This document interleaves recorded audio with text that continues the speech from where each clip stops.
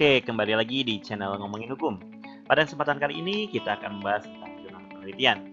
Judul penelitian kali ini adalah analisis tentang pendidikan dan pelatihan terhadap peningkatan kompetensi pegawai negeri sipil dalam menghadapi masyarakat ekonomi ASEAN atau MEA, yang mana ditulis oleh Dr. Tanti Kirana SHMH dan diterbitkan oleh Jurnal Hukum Limbah Indonesia Volume 2 nomor 1 edisi Januari dan Juni 2016. Adapun ringkasannya akan kita bahas.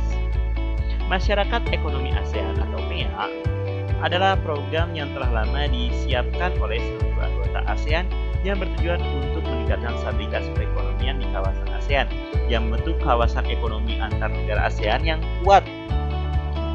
Salah satu aspek penting yang perlu disiapkan dengan cepat adalah tentang sumber daya manusia pegawai negeri sipil yang kompeten. Program peningkatan kompetensi pegawai dilakukan melalui program pendidikan dan pelatihan.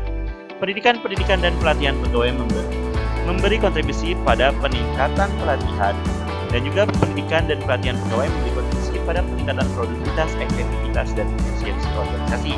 Pada beberapa wilayah di Indonesia memang sudah ada berbagai bentuk pelatihan terhadap aparatur negara tersebut, namun tidak semua wilayah memiliki program tersebut. Terlebih lagi saat ini para PNS itu masih dianggap sebagai faktor produksi dan bukan aset negara. Salah satu aspek penting yang perlu disiapkan dengan cepat bangsa ini adalah sumber daya manusia yang kompeten. Kualitas sumber daya manusia yang merupakan faktor penentu keberhasilan pembangunan dan kemajuan suatu bangsa. Untuk itu, dalam jurnal ini akan mengkaji permasalahan yang tadi kita bahas dengan membatasi pada hal mengenai penerapan sistem merit dalam manajemen pegawai negeri sipil dan peningkatan kompetensi pegawai negeri sipil melalui pendidikan dan pelatihan dalam menghadapi masyarakat ekonomi ASEAN. Nah, sistem merit adalah kebijakan manajemen ASEAN yang diterapkan berdasarkan pada kualifikasi, kompetensi, dan kinerja secara adil, wajar, tanpa memberikan latar belakang, baik secara politik, ras, warna kulit, agama, asal-usul, jenis kelamin, dan status pernikahan. Manajemen sumber daya manusia berbasis kompetensi dapat diuraikan dalam setiap keputusan dan kegiatan yang harus transparan, dapat dipertanggungjawabkan secara ilmiah dan tidak diskriminatif.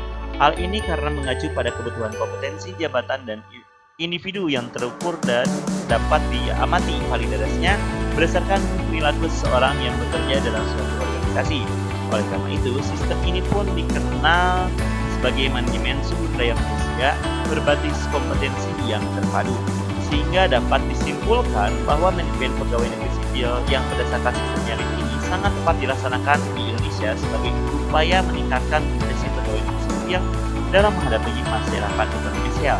Selanjutnya, salah satu bentuk upaya dalam meningkatkan kompetensi pegawai negeri sipil adalah dengan diikutsertakannya dalam program pendidikan dan pelatihan. Sekian dan terima kasih.